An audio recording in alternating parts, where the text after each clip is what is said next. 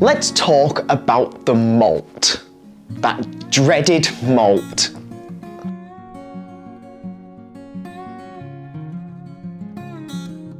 Moulting is a process all birds go through, typically once a year, although they don't always do a full entire molt each year. It involves dropping out their current feathers and growing new ones through. Chicks can be split up into two different categories: precocial chicks. Precocial chicks, such as ducklings, hatch with more developed down and open eyes, whereas birds of prey are classified as altricial, and they go through some more stages. There are a few kinds of feather. When a chick first hatches from an egg, they have a natal down, also known as the plumulaceous. At this stage, it is really important for the parent to brood the chicks to keep them warm. The secondary down, or soft down, then grows over the natal down and provides a lot more insulation, allowing the chicks to start thermoregulating. The soft down doesn't replace the natal down as it grows from a different follicle. The bird then goes through a process called the pre-juvenile molt, and this is where the hard down, also known as the pennaceous feathers, grow from the natal down follicles. But before we get into the molting process, let's take a look at the structure of a feather. At the base of the feather is the quill. Once the feather is fully grown, this is the part that stays attached to the bird. From the quill, travelling up the centre of the feather is the rachis. Coming off the rachis on both sides are the barbs. And then off the barbs are the barbules, and these are covered in tiny hooks. These allow the feather to stay together and behave like a membrane.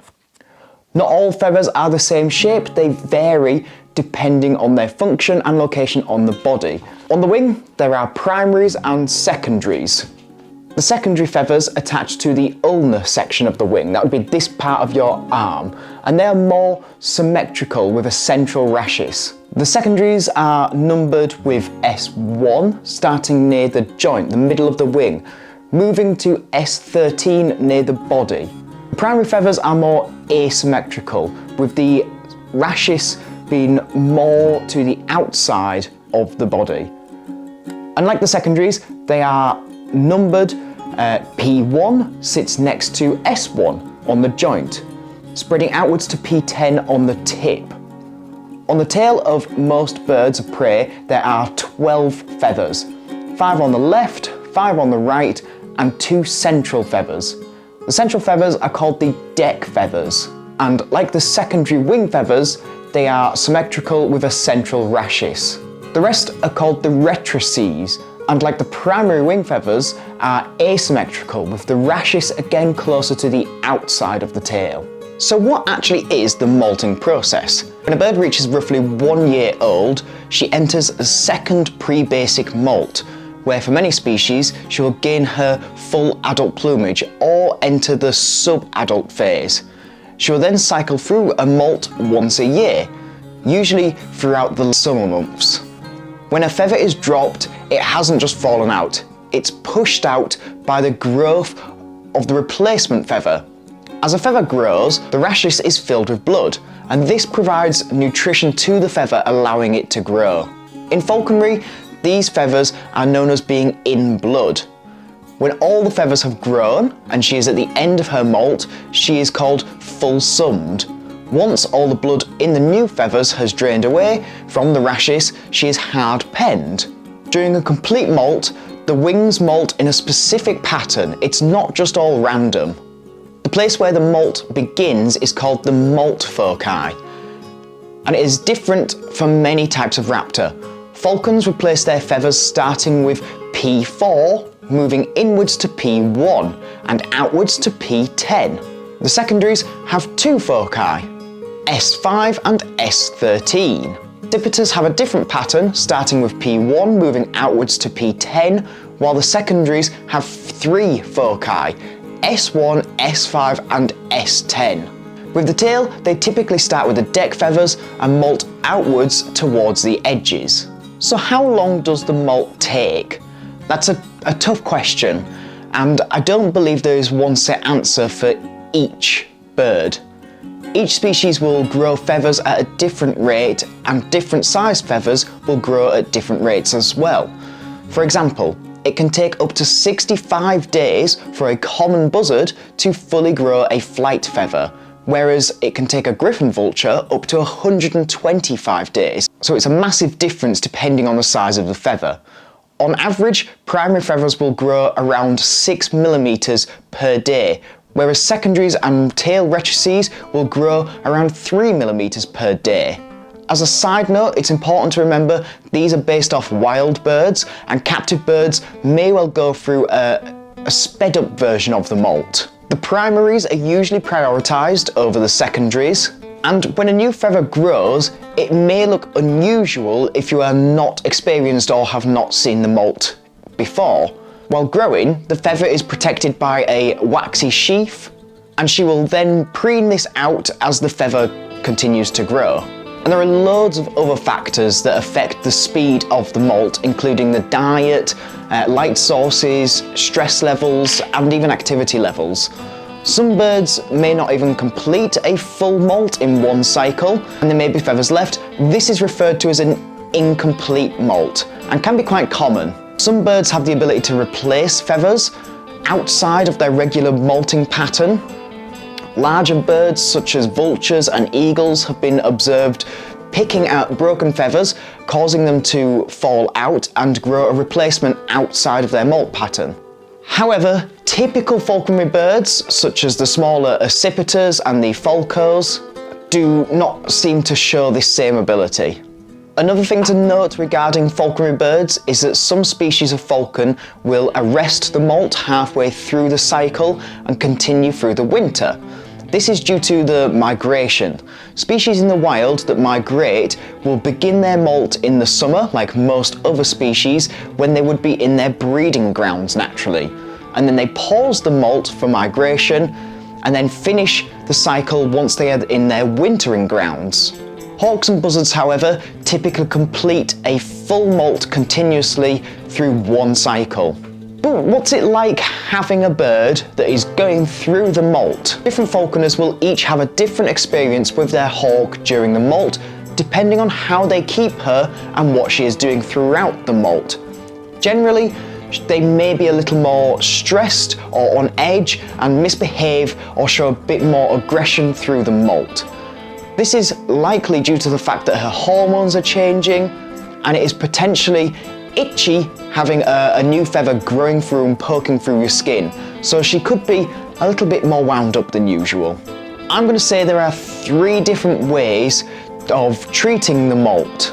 Number 1, the traditional approach. For traditional falconry, there is an open hunting season and a closed hunting season. The open season is throughout the winter months, while the hawks molt through the summer, which is the closed season. Therefore, to ensure she goes through a complete molt cycle and is in good condition ready for the open season, most falconers will feed her up and leave her free loft in a large aviary with absolutely no contact with her.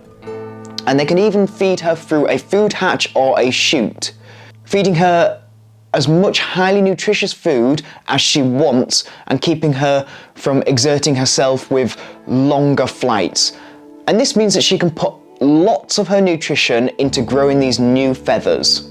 This is probably the best method for getting the best molt cycle out of her. Number 2, working her through the molt. A very different approach that involves continuing to train and exercise her throughout the molt, almost ignoring the fact that it's even happening. This method is a must for many people who work with birds of prey as a career, such as falconry centres, businesses like mine, and pest controllers. As the molt happens through the summer, this is the busiest working time for these careers. So our hawks must continue to fly throughout their molt. They still complete a molt cycle, however. It just takes much longer than it would do if she was left free-lofted and fed up in an aviary. My birds sometimes take so long to molt that it feels like they are only just getting started, as every traditional falconer has had theirs finished and they're getting ready to go out for the hunting season. It causes the hawks no harm to continue flying her through the molt. Wild birds don't get to take the entire summer off whilst they molt. Due to the nature of my business, this is the method that I employ. However, that's not the only reason. Even if I didn't have shows through the summer, I think I would still do things this way. I just don't like the idea of having a physically fit bird go into a seclusion pen, lose a load of fitness and replace it with fat, and then at the end of the molt have to burn all of that fat and grow muscles again.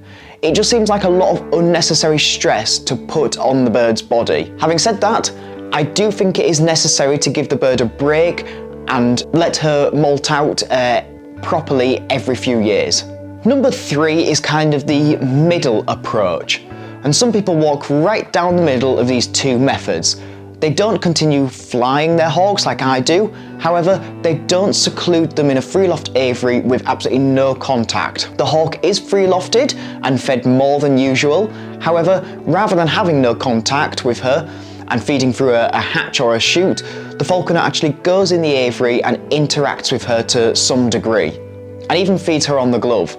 This method means only a small amount of weight reduction must be done once she is full summed, and she can get back into flying quite quickly. What not to do when your bird molts? There are a few things to look out for when your hawk molts. A new feather growing down can be quite fragile, and having a blood supply, if this is broken, she will bleed, potentially damaging the follicle and even leave herself open to potential infections. Therefore, it's important to be careful with your hawk while she is molting. If you have a true hawk, for example, that is known for damaging or breaking a feather whilst hunting, do not take her out until all of those feathers are hard penned. If you are interacting with her during the molt, make sure you do not stress her too much or allow her to crash around by raising her weight too high. This will result in, again, either a broken blood feather, or the feather may molt with stress marks and will likely break at some point before the next molt. If you are going to feed her up, make sure you are free lofting her. It can be so easy to think she's been tethered the entire time she's been training, and I've been putting her out on the lawn every day, she's comfortable being on the lawn. You have no idea how she is going to react once you begin to raise her weight, and she will most likely start to freak out and bait around, and you really don't want a molting bird tethered and baiting, because again, you will end up with broken feathers. Now it's time for me to answer your questions. I posted over on my Instagram, which if you're not following, please go ahead and have a look at that. I post loads of wonderful pictures and videos of the birds over there as well, and I asked what questions you have about the molt. A lot of you asked if you can still fly during the molt, and hopefully the video so far has answered this. Wild birds fly throughout the molt, and so yes, you can continue to fly your hawk, you just have to be really careful about it. Another similar question is, can you hunt during the molt? Again, yes, it is possible, but I would advise against it. Wait until she's hard penned. What happens if they don't molt? This is an interesting question. If your hawk is healthy and kept in proper conditions, there is no reason that she wouldn't go through a regular molt cycle. It's not uncommon for her to not go through an entire molt cycle in one go, but if she is refusing to molt at all, then I think this would suggest that there's something seriously wrong with her diet, her housing, even her health, so get her checked by a vet. Someone's asked about feeding them honey, which might sound strange, but more experienced and intelligent falconers than me have also said this in the past. But I disagree with it. It's not part of their natural diet and contains really quite a lot of sugar. I personally would just stick to good, nutritious and varied food, like rabbit, quail, occasionally a bit of beef. I also give them things like chicken wings, sometimes turkey necks, because that helps with their beak whilst they're molting. And that goes for supplements and other things that you can buy. I'm not sure how much of an effect they really can have, but different methods will work well for each bird, and maybe it is something that's worth a try. There is lots of different supplements and molting aids out there, so take a look, have a go, If it works, it works, but I have always found that just a good varied diet is the best thing that you can do. How do you know when the bird is molting? You can usually tell because of the time of the year, early summer, but I also have found that before any wing or tail feather drops, some of the down begins to come out, and you end up with loads of little white fluff around the perch and stuck in the mesh or at the front of the aviary. It can sometimes look like somebody's gone into their aviary and just shaken a pillow all over the place, which is quite funny. How do you know when she's finished? You just have to keep a close eye on her, really. Try and keep track of what feathers have dropped, because there is a specific number that usually will drop. And when you think she's done, just check and make sure that the feathers are hard penned before putting any kind of stress on her. Is it possible to speed up the molt? I think to a certain extent. Keeping her warm, stress-free, fed up, and providing a really nutritious diet will all go towards speeding up the molt. Captive birds can have a much quicker molt than wild birds for this exact reason. If her body doesn't have to use nutrients to keep herself warm and she isn't getting stressed about anything, then she can use all of that nutrition for just growing new feathers. But you could also potentially bring the molt forwards earlier into the year so that she does finish earlier in the year, using artificial lighting, because it is a seasonal thing. It's done off the amount of light that is happening in the day, so that will cause the birds to enter the molt cycle. And you can also have thyroid injections from the vet to change their hormones, and that will sort of induce a molt cycle earlier in the year. But to be honest, I don't think these are really necessary. Just let her naturally go through her molt. It's something we all have to accept to live with as falconers, and accept that it's something that is going to happen every single year. So I don't think it's necessary to speed it up or change when it happens. And finally, someone asked if the birds who are fed up through the molt and left free-lofted in an aviary get enrichment, and how I keep them manned. They do get enrichment, but I'm not going to go into that in this video because I am planning to make another video all about that. And how do I keep them manned? Well, I don't. If they're fed up through the molt, they then have to be reclaimed after the molt, and the manning process starts again. But again, I'll be making a video all about reclaiming at some point. So hopefully that has answered some questions. If you were unsure about the molt, hopefully you've learnt plenty. If you do have any other questions about the molt, then please do leave it as a comment below. Make sure to subscribe, and as always, thank you for watching.